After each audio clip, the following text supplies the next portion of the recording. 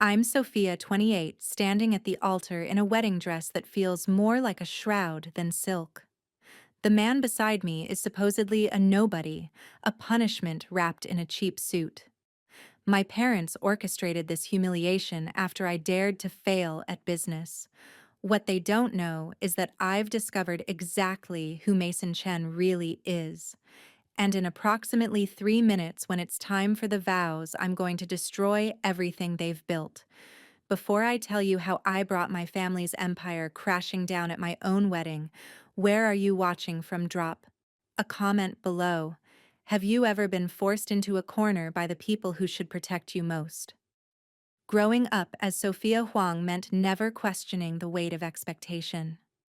Our glass tower apartment on the 45th floor of Singapore's Marina Bay district stood as a monument to new money and ruthless ambition.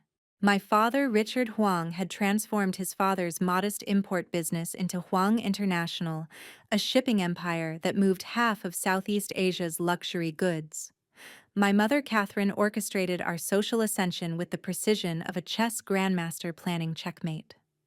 From the Bosendorfer grand piano that dominated our living room to the Italian marble that cooled our bare feet on humid mornings, every corner of our home whispered wealth and demanded perfection. I learned Chopin by age 6, mastered the tea ceremony by 8, and could navigate Singapore's complex social hierarchies before secondary school. Posture. Sophia Mother would hiss, pressing a manicured finger between my shoulder blades during charity galas. The Huang women never show weakness. My closet overflowed with couture from Paris and Milan. My bathroom counter displayed Swiss skincare products arranged like soldiers. My calendar bulged with violin lessons, business Mandarin classes, and volunteer work at hospitals where photographers conveniently appeared. My younger brother Marcus escaped our mother's razor focus by virtue of his gender and his early acceptance to medical school. 5 years my junior, he watched my struggles with guilty relief, knowing that as the son his path was assured, while mine required constant proof. "Why does she push you so hard?" he'd asked once, finding me crying over a business proposal at 2 a.m. "Because daughters are investments," I'd replied. "Sons are inheritors." That casual cruelty defined our family dynamic. My achievements were expected. My failures were catastrophes.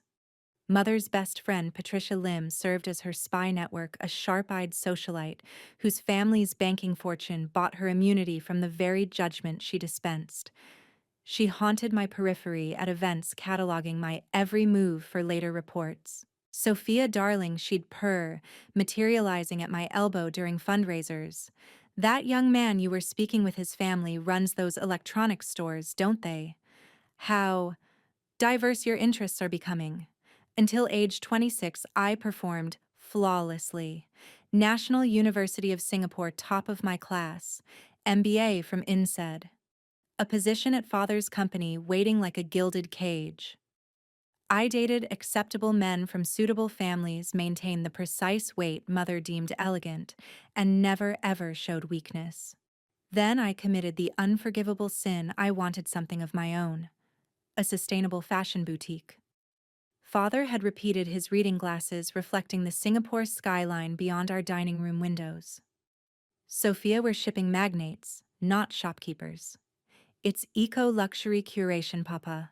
I've identified a market gap for sustainable designers in Asia. The location on Orchard Road is perfect, and the financial projections." "Fine," he'd interrupted, already returning to his tablet. "I'll fund your little experiment.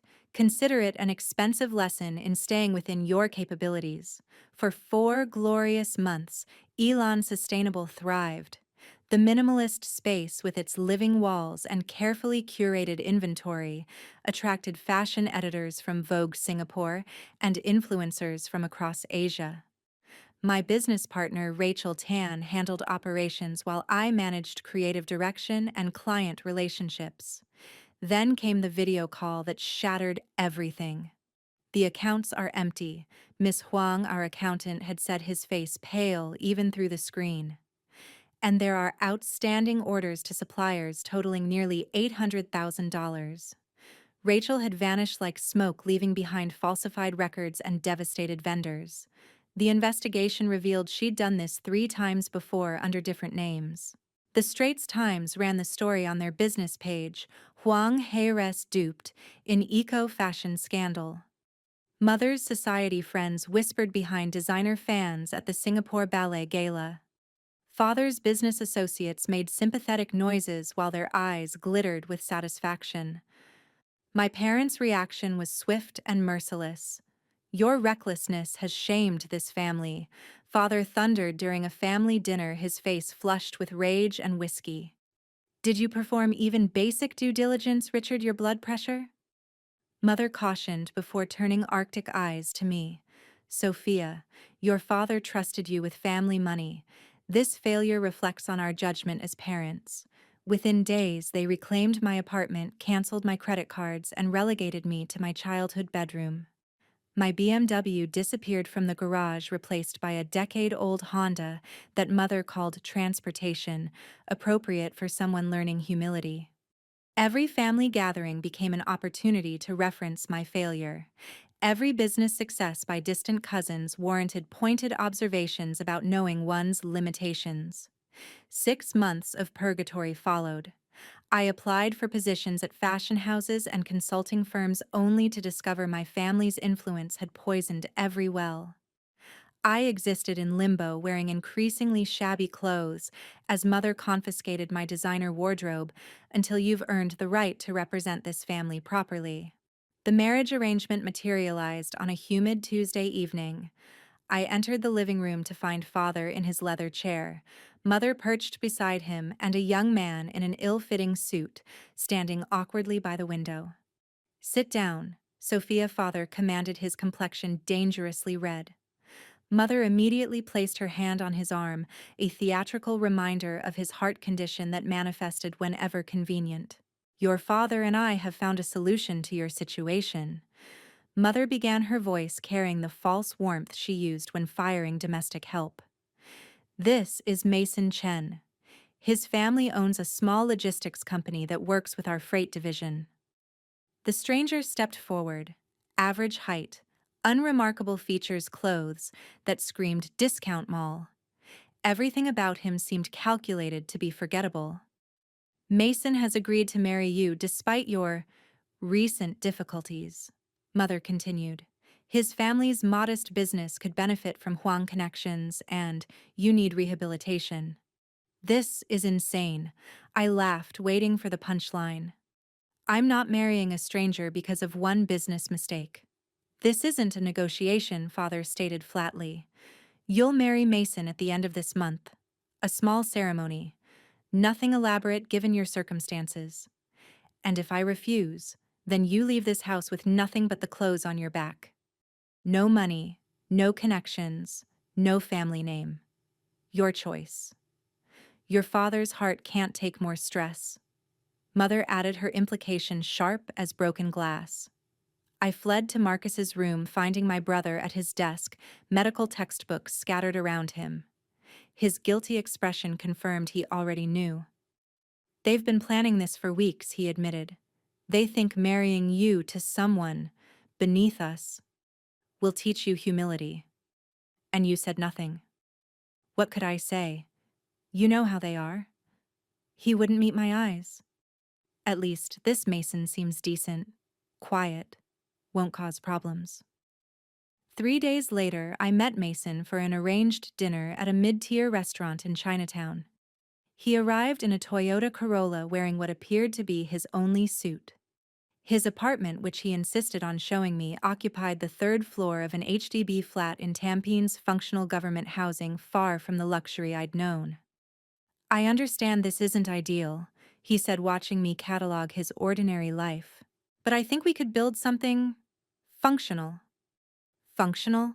I repeated. "That's your pitch." He shrugged, seemingly unbothered by my hostility. "Would you prefer I lie? We both know what this is." His phone buzzed. "Excuse me," he said, stepping onto the small balcony. Through the glass door, I watched his entire demeanor shift, shoulders straightening, voice dropping to authoritative tones as he conducted what seemed like an important business call. Curious. Wedding preparations began immediately. Mother approached it like a military campaign designed to emphasize my fall from grace. The venue, a small function room at a business hotel. The dress off the rack from a department store. The guest list pruned to 50 people, mostly business associates father wanted to maintain relationships with. Nothing ostentatious, mother instructed the reluctant wedding planner. This is about correcting mistakes, not celebration. I moved through preparations like a ghost. The makeup artist mother hired was her third choice, someone who wouldn't gossip about the Huang heiress's bargain wedding. The flowers were carnations, and baby's breath a far cry from the orchids that had adorned my cousin's celebrations. Mason remained an enigma. During our mandated pre-wedding meetings, he displayed flashes of intelligence that didn't match his supposed background. He spoke multiple languages, fluently understood complex financial instruments, and occasionally referenced places and experiences that seemed impossible on a small logistics company salary. 2 weeks before the wedding, desperation drove me to investigate. I used old connections from university friends who still answered my calls despite my fall from grace. What they found made no sense. Mason Chen barely existed on paper before 5 years ago. His family's logistics company was real but surprisingly profitable for its size. And several international calls traced to his phone connected to numbers in Switzerland and Hong Kong. "Who are you really?" I confronted him one evening at his flat. He looked at me with those unremarkable brown eyes that suddenly seemed anything but ordinary. "I'm exactly who your parents think I am," he said carefully. "A nobody who agreed to marry you. Nobody has Swiss banking connections. My company handles international shipping. We have clients everywhere." His tone remained steady, but something flickered behind his eyes: amusement, respect. I spent the next week digging deeper. Late nights with my laptop calling in favors from journalism school friends, piecing together fragments of a puzzle that refused to form a picture. Mason Chen was a phantom, but a phantom with resources that didn't match his cover story. Then, 3 days before the wedding, I found it. Hidden in international business registries, buried under shell companies, and holding corporations M. Chen International. Not a small logistics company, but a massive private equity firm specializing in shipping and supply chain investments. The kind of company that moved in shadows, acquiring and restructuring without fanfare. The kind of company run by someone who valued privacy above recognition. My parents had been so eager to humiliate me, they'd never properly investigated the nobody they'd chosen. They saw what Mason wanted them to see: a small-time operator grateful for Huang connections. But I'd found more: SEC filings that traced back to massive deals. A Harvard Business School alumni mentioned carefully scrubbed but not quite deleted. Property records showing holdings across Asia that dwarfed my family's portfolio. Mason Chen wasn't a nobody. He was somebody who had chosen to appear as nobody. And he'd agreed to marry me. The night before the wedding, I confronted him again, this time, armed with printouts and screenshots. M. Chen International, I said, simply spreading the papers on his kitchen table. Estimated value $2.8 billion US. He studied the documents without surprise, then looked up at me with that same steady gaze. "You did your homework." "Why?" I demanded. "Why agree to this farce?" "Your father's company has something I need," he said after a long pause. "Shipping routes that would complete my Southeast Asian network." I could have approached him directly, but marrying his disgraced daughter gave you leverage. Initially, yes. He stood moving to the window that overlooked ordinary Tampines streets. "But that changed when I met you. You're not what I expected." "A spoiled heiress. A fighter," he corrected. "Someone who built something real and survived its destruction. Someone who sees through facades." He turned back to me. "Your parents think they're punishing you by giving you to me. They have no idea they're handing me their greatest asset. I'm not an asset, I said sharply. No, he agreed. You're a partner. Or you could be. We stayed up until dawn talking with an honesty that my family had never permitted. Mason told me about growing up poor in Hong Kong, building his empire deal by deal, choosing invisibility over fame. I shared the suffocation of perfection, the constant performance, the relief and terror of failure. Tomorrow they'll all be there to witness your humiliation, he said, as sunrise painted the sky pink. What do you want to do about it? I thought about the wedding guests, my parents' society friends ready to pity me, business associates prepared to witness the Huang heiress brought low relatives eager to gossip about my fall. I want to show them exactly who they're underestimating, I said. Mason smiled, then the first real smile I'd seen from him. It transformed his purposefully plain face into something magnetic. Then, let's give them a wedding they'll never forget. I woke on my wedding morning to find Mother already in my room, supervising as the makeup artist arranged her tools. The hotel suite was small beige, deliberately chosen to emphasize the modesty of the occasion. Remember, Mother said, adjusting my off-the-rack dress with distaste. This is about rehabilitation, not celebration.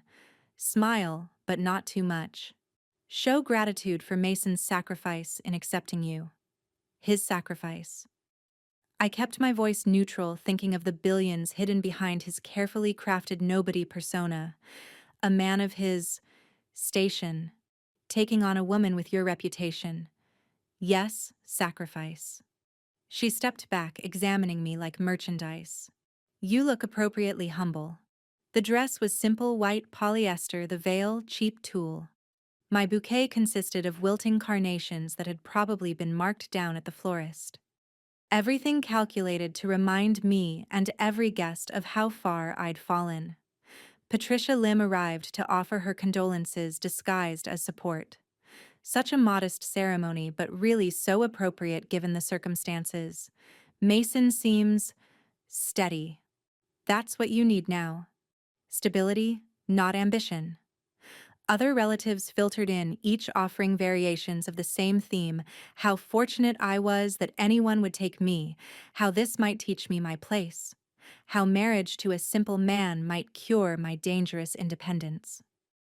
I smiled and nodded, playing the part of the chastened daughter while internally counting down to the moment everything would change.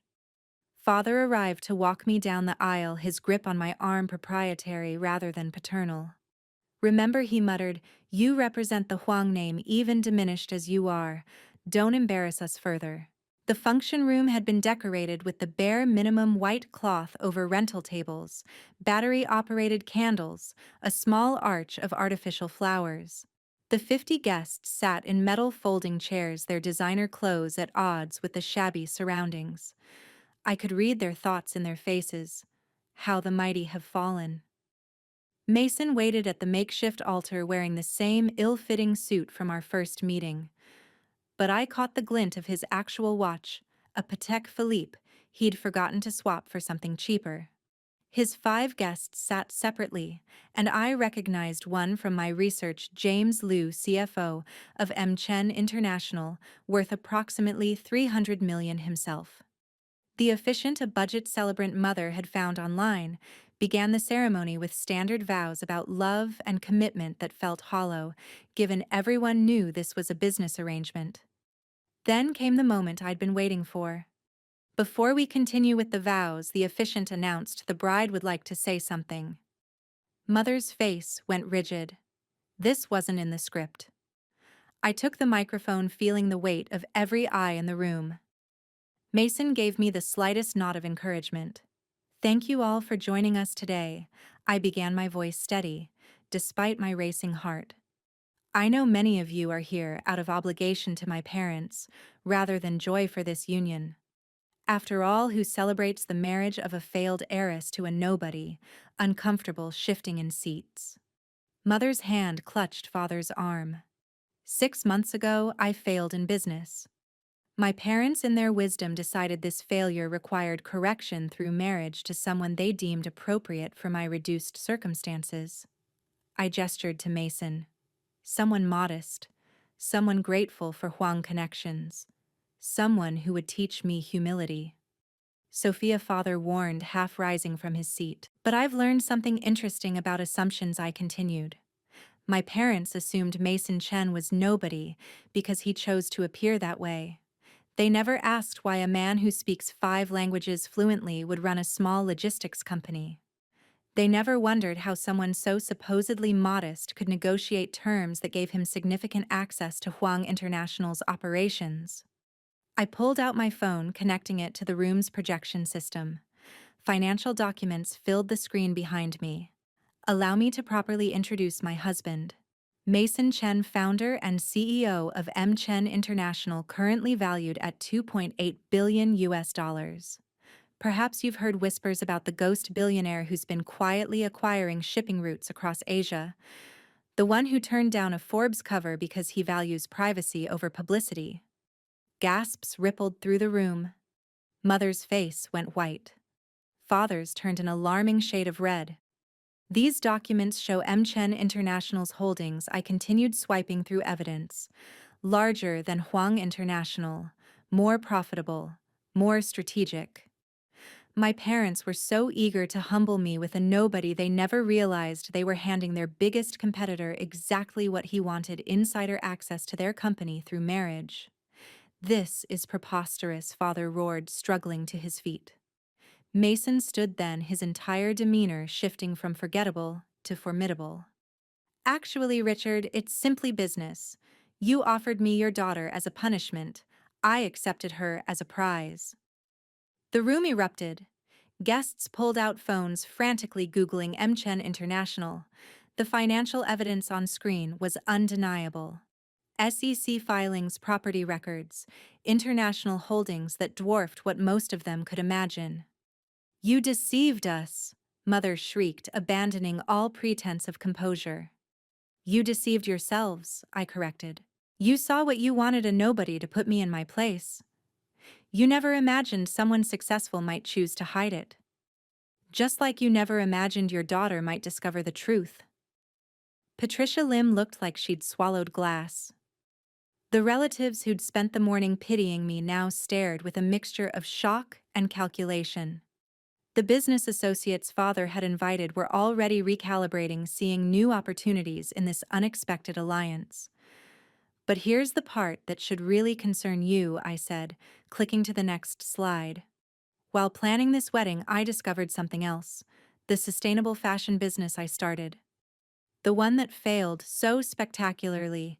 My partner, Rachel Tan, was recommended by someone in this room.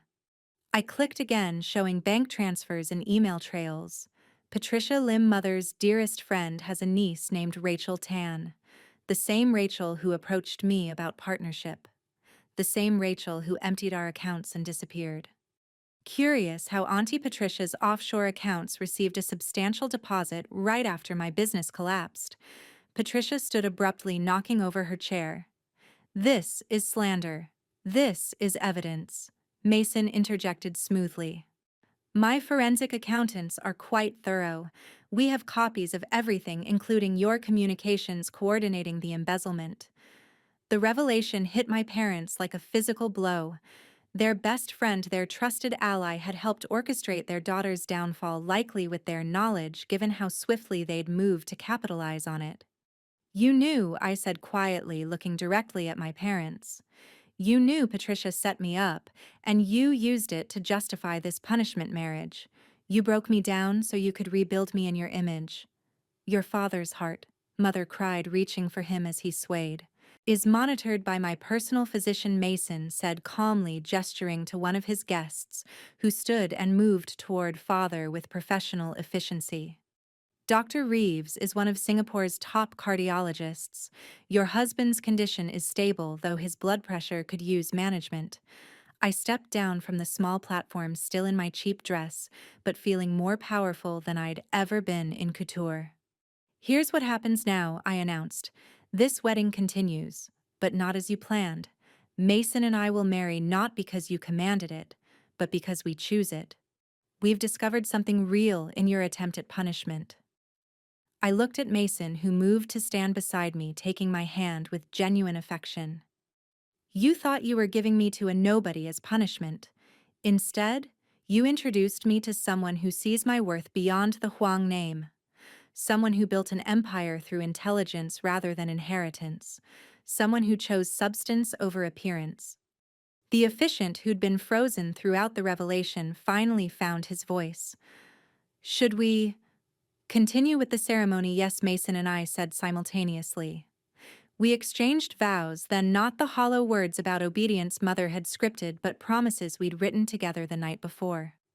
Promises about partnership, authenticity, and building something neither of us could achieve alone. When Mason kissed me, it wasn't the chaste peck Mother had instructed. It was a claiming mutual and powerful that left no doubt this marriage was our choice, not their punishment.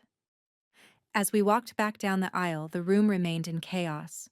Some guests frantically made calls trying to verify what they'd learned. Others sat in stunned silence. My parents huddled with their lawyer. Patricia Lim had fled, and Marcus caught my eye with something that might have been admiration mixed with fear.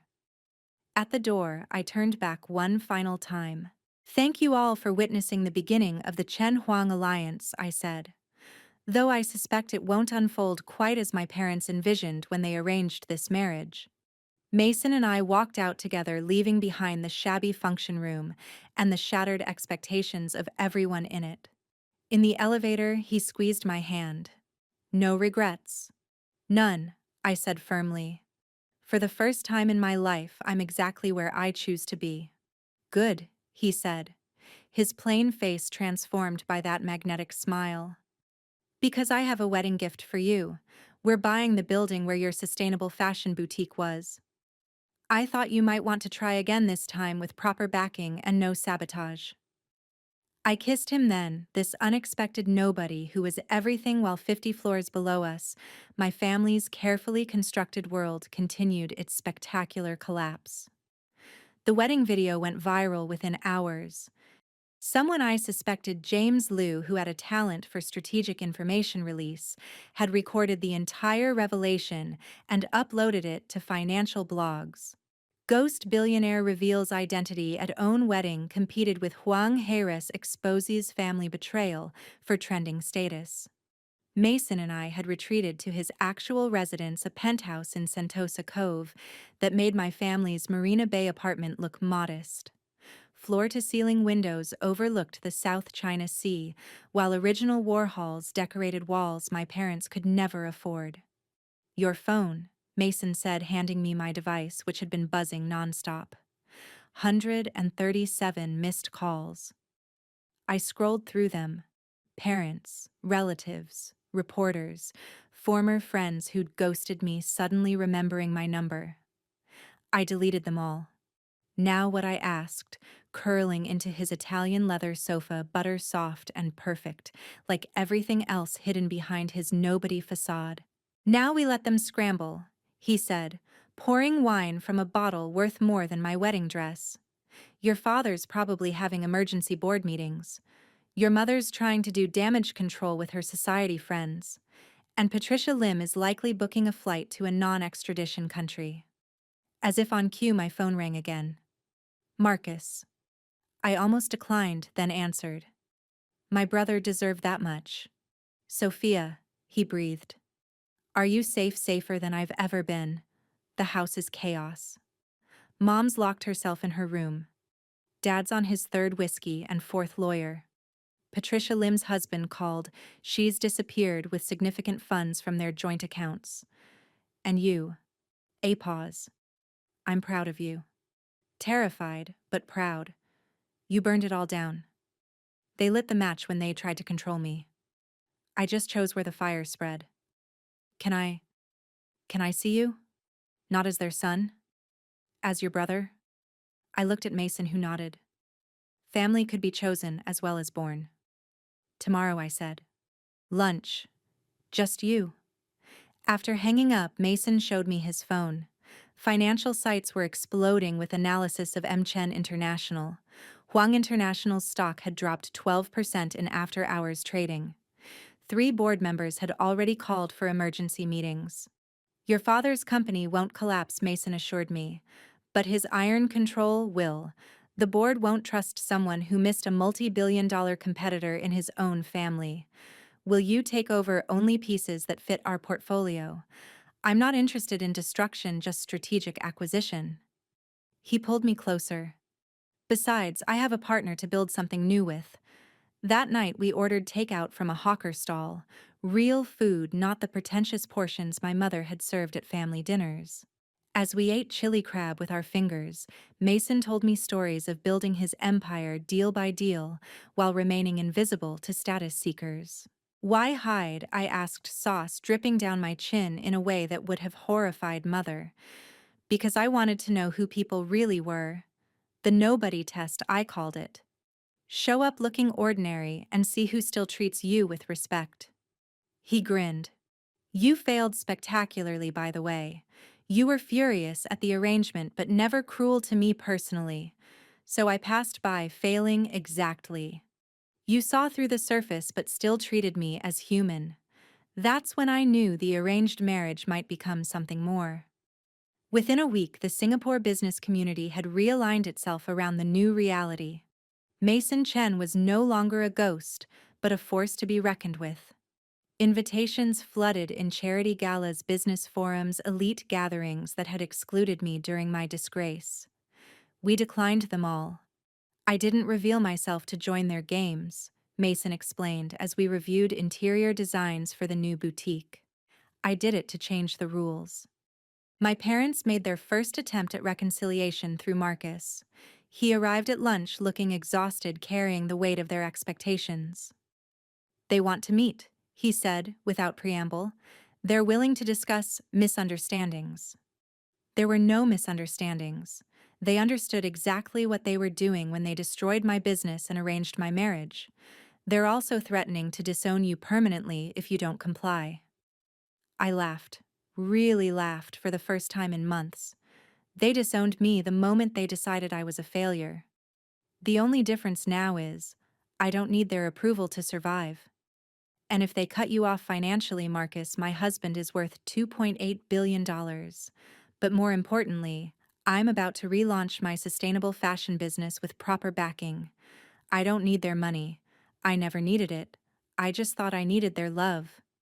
His face crumpled slightly. Do you have room in your life for a brother who stood by while they hurt you? That depends. Are you here as their messenger or my brother? Your brother, he said firmly, if you'll have me. I reached across the table, taking his hand. Then yes, but on my terms, not theirs. The boutique reopened 3 months after the wedding. Elon Sustainable 2.0 occupied the entire building where my first dream had died. Mason's wedding gift transformed into reality. Opening night drew everyone who mattered in Asian fashion, plus international press, eager to cover the phoenix rise of the Huang heiress who'd married a ghost billionaire. My parents weren't invited. They came anyway, of course. I watched them on security monitors as they argued with staff at the entrance. Mother's face was gaunt. The strain of maintaining face while their world crumbled had taken its toll. Father looked older, his iron control rusted by the board's loss of confidence. Let them in, I told security. But they're just guests, not family. They found me in my office, a space designed for creation, not intimidation. Mother's eyes cataloged everything, the success she hadn't orchestrated, the confidence she hadn't broken. Sophia, she began, but I held up my hand. Mrs. Huang, Mr. Huang, welcome to Elon Sustainable. How can I help you? The formal address hit them like cold water. We're your parents, Father said, but the words lacked their old command. You were my parents. Then you became my judges, my jailers, my saboteurs. Now you're just 2 people who share my DNA. We only wanted what was best, Mother started. You wanted what was best for your image. When I threatened that with independence, you broke me.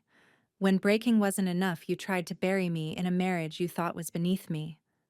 That man deceived us, father interjected. That man saw my worth when you only saw my flaws. You handed Mason Chen your greatest asset because you were too blinded by control to recognize value beyond obedience. They stood there, these titans who'd ruled my world, looking small in my space. What do you want from us, mother finally asked. Nothing, I said simply. I wanted your love, your support, your belief in me. But I've learned to find those things elsewhere. With Mason, with Marcus, with mentors who see potential instead of threat. The board is pressuring me to step down, father admitted. Having you and Mason as allies would save your position. I finished. No. Mason's business is Mason's business. Mine is mine. We won't be weapons in your corporate games. They left defeated, these people who'd tried to break me into a shape they could control. I felt neither triumph nor sadness, just clean, empty space where obligation used to live. A year after the wedding that changed everything, Mason and I renewed our vows. This time we did it our way, a small ceremony on a private beach, with 20 people who truly mattered. Marcus was there, free from our parents' expectations and thriving in his own career. James Liu stood as Mason's best man. My boutique's team surrounded us with genuine joy. My parents weren't invited. They'd sent a formal gift, an antique vase worth a fortune, through their lawyer. I donated it to charity. Any regrets, Mason asked as we watched sunset paint the sky in shades of possibility. Only that it took humiliation to find happiness, I said. But maybe that's the only way I could have broken free. Your parents did give us one gift, he mused. They brought us together. Through manipulation and control. Which taught us to value authenticity and choice. He pulled me closer. I would have never approached Sophia Huang, perfect heiress. But Sophia Huang, the fighter who survived betrayal and still chose trust, she was worth revealing everything for. Elan Sustainable had grown beyond my original dreams. We'd launched an incubator program for emerging Asian designers focused on ethical fashion. The girl who'd failed was now mentoring others, teaching them about resilience alongside business. Patricia Lim had been arrested in Malaysia, extradited to face fraud charges. The investigation revealed she'd sabotaged 3 other young entrepreneurs over the years, always at their family's behest. My testimony helped convict her, but more importantly, it helped the others reclaim their narratives. Richard and Catherine Huang still ruled their shrinking empire, but their invincibility had cracked. Board challenges, social whispers, and the constant reminder that they'd handed their enemy the keys to their kingdom, it aged them in ways time alone couldn't. Marcus visited them occasionally, reporting back with updates I didn't ask for, but he felt compelled to share. They'd redecorated my old room, erasing traces of the daughter who'd escaped. They told people I was traveling, building international business connections. They couldn't admit I was thriving without them. They ask about you, Marcus said during one of our regular dinners. Not directly, but in ways that show they're watching. Let them watch, I said. They're seeing what they could have supported instead of suppressed. Do you think you'll ever forgive them? I considered this feeling, Mason's hand find mine under the table. Forgiveness isn't the question. I don't hate them. Hate would mean they still have power over me. I nothing them, which is worse for people who need to matter. That's cold, Soph. That's free. 2 years after a wedding meant to diminish me, I stood before the Asia Sustainable Fashion Summit as a keynote speaker. The girl who'd failed publicly now advised governments on ethical manufacturing. The woman forced into an arranged marriage now partnered with her husband in business ventures spanning continents. Failure, I told the audience of 500, is just success wearing a disguise. My business collapsed because someone I trusted betrayed me. But that betrayal led me to build something stronger, a business with foundation in truth rather than facade. In the audience, I spotted familiar faces. Some who'd whispered behind fans at my downfall now sought my advice.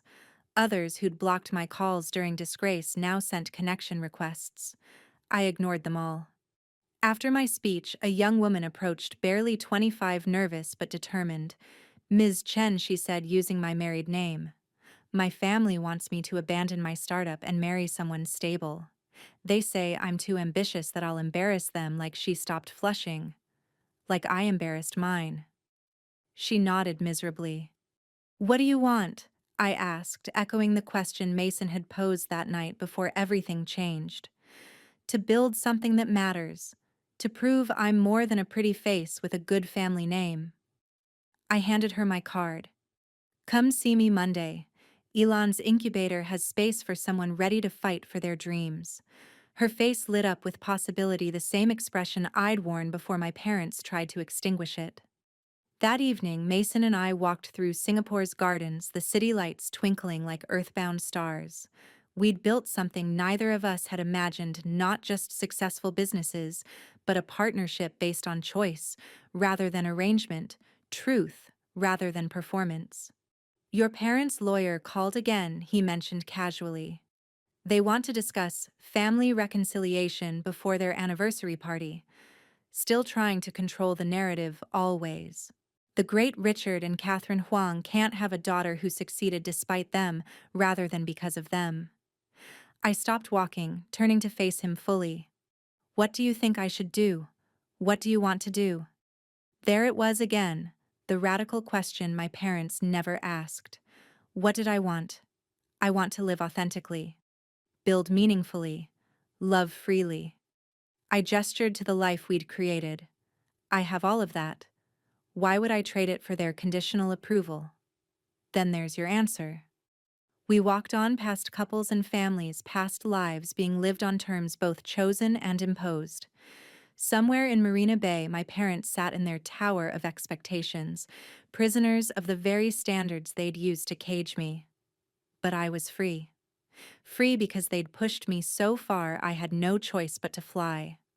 Free because the nobody they'd chosen to punish me saw the somebody I could become. Free because failure had taught me that success meant nothing if it wasn't truly mine. "No regrets?" Mason asked our ritual question. "One," I admitted. "I wish I'd realized sooner that the only approval that matters is my own."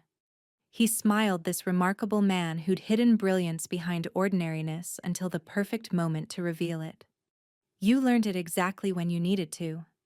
Any sooner and we might never have met." True. My parents' cruelty had led to my greatest happiness. Their attempt to break me had instead broken my chains. As we headed home, our home chosen and cherished, my phone buzzed. Marcus sending a photo from our parents' anniversary planning. The ice sculptures, the orchestrated perfection, the careful facade maintaining appearances despite the cracks beneath. I deleted it without responding. That wasn't my world anymore. Mine was messier but real, challenging but chosen, imperfect but authentic. And in this world I'd built from the ashes of my parents' expectations, I was finally, truly, completely myself. Have you ever found strength in what others saw as failure? When did you realize that the approval you sought was actually a cage? Share your story below, and remember, sometimes the greatest gift our families give us is showing us exactly who we don't want to be.